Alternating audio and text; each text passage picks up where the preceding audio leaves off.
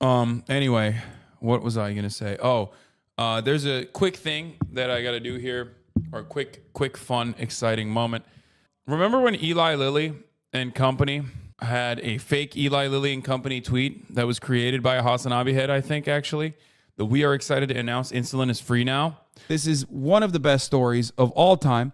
Yesterday, Eli Lilly and Company, which is not a real account, despite the fact that when you look at it, it looks real. Company that makes insulin someone decided to impersonate them with a verified badge and say, "We are excited to announce insulin is free now." And everybody, was in on the meme for the most part, laughed about it, whatever, except Eli Lilly was not in on the meme. And, they had some issues with that. So they apologized. We saw handfuls of heartbreaking responses from people elated about the news before they then realized that, in fact, it was fake. And here it is.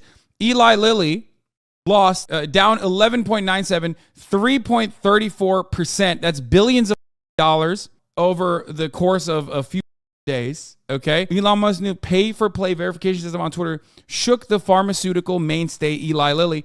That's a banger. That's a great ROI, dude, right there. $8. One-time payment for $8, and you get back billions in tanking stocks, dude. They have now recommended its clients pause spending on Twitter, citing the potential serious implications for advertising on the platform since Elon Musk's takeover last month. And that $8 tweet, because that person had bought a Twitter Blue subscription, cost Eli Lilly $15 billion in market cap. It eventually led to an insulin price cap. I think we can safely call this the greatest shit post in the history of the internet.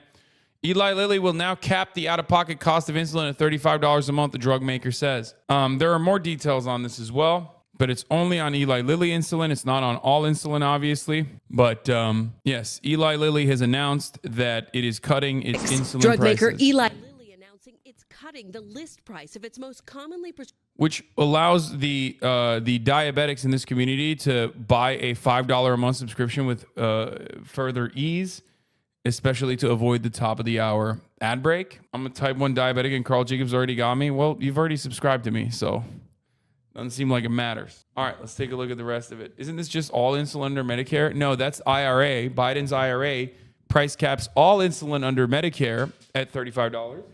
But Eli Lilly on top of that is saying that if you have private insurance, you will have your most commonly prescribed insulin from Eli Lilly. If you have Eli Lilly insulin, it'll be capped at $35. prescribed insulin by 70% and capping out-of-pocket costs at $35 a month. Such a relief. It's a huge, significant step in making this disease manageable. Anne-Marie Gibson's sons both use Eli Lilly insulin for their diabetes. They spoke to NBC News in December as costs in America soared for the life-saving drug. I'm so angry. It's exhausting. In January, the Inflation Reduction Act imposed a monthly cap on insulin costs for seniors on Medicare, but millions of younger diabetics were still paying much higher rates. It seems like they're self-regulating to avoid actual legislation passing because there's finally some momentum in Congress for drug caps. That's probably one of the reasons for it. This is the exact same thing that Amazon did. If you recall, when Bernie Sanders wanted to do legislation that singled out Amazon, which was raise the Amazon wages to $15 act or whatever, $15 an hour act or whatever it was.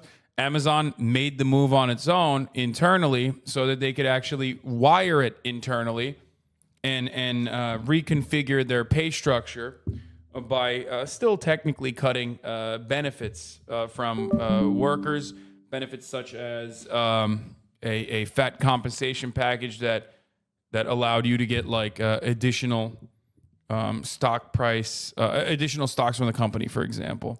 So companies do this kind of thing in the face of legal scrutiny because they want to make sure that it's not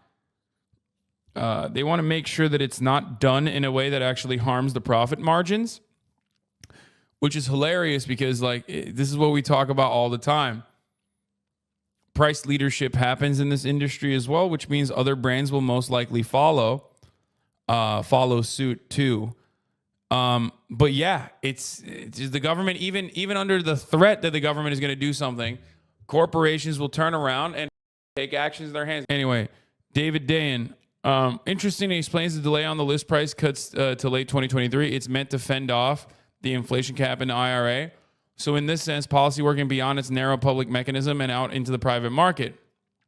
Correction to one part of this is actually an American Rescue Plan proposal that eliminated the cap on Medicaid drug rebates. It's not the IRA inflation policy.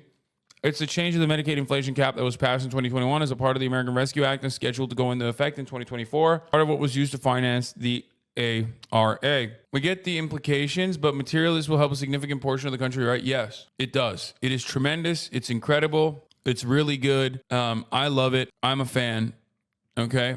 You will never catch me saying that this is a bad thing. It's a good thing. And it is directly related to congressional action. As we talk about all the time, legislators act, companies react. The move comes after years of political and Let's get more of this going. patient pressure. I think we all have heard enough about insulin affordability. Here in America, we should be able to solve this problem ourselves. Eli Lilly's cap automatically applies to people with private insurance. Those without coverage will be eligible as long as they sign up for a savings card through the company. But only about 30% of the nation's 8.4 million diabetics who rely on insulin get it from Eli Lilly. Do you expect to see the other drug makers following suit?